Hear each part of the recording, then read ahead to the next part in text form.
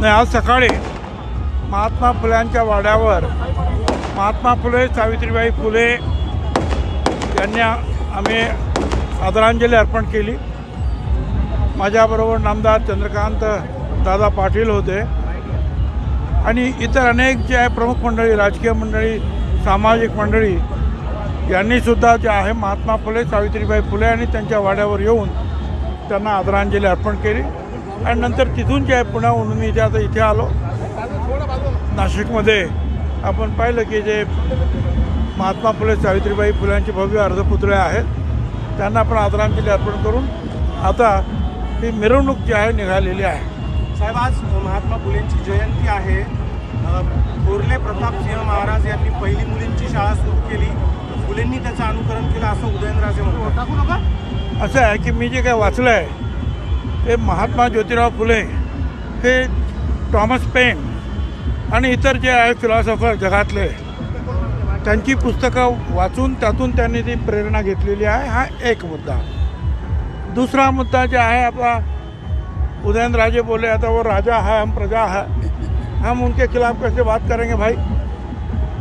पण मला एक माहिती आहे, पूर्वीचे राजे रजवाडे आपल्या घरातील मुलांना शिकवण्यासाठी राजवाड्यामध्येच व्यवस्था करत होते, पण ते राजवाड्यातील राजघराण्यातील मुलांना सार्वजनिकरित्या नाही। सार्वजनिकरित्या ती शाळा जी आहे 1851 साली जी आहे नंतर ब्रिटिशांकडे सुपूर्द करण्यात आली आणि 1 जानेवारी त्याच्या अगोदर 1 जानेवारी 1948ला महात्मा फुले सावित्रीबाई फुल्यांची पहिली मुलींची शाळा निर्माण झाली। साहेब, दिल्लीला ओबीसी मेळावा होतोय, आपण दिल्लीला जाणार आहात?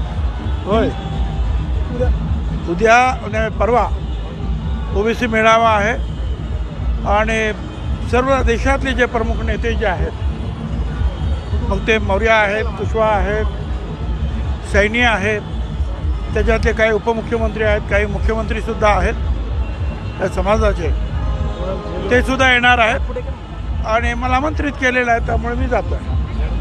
गेल्या अनेक दिवसांपासून ओबीसी आरक्षणाचा मुद्दा प्रलंबित आहे आणि अशातच जे राजकीय आरक्षण त्यामुळे रखडलेलं आहे ओबीसी आरक्षणाचं।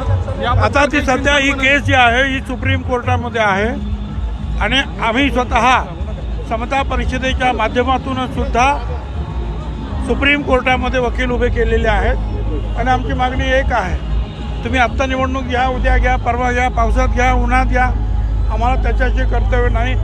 आमचं जे आरक्षण जे आहे ओबीसीचं ते आरक्षण जे आहे कायम राहिलं पाहिजे।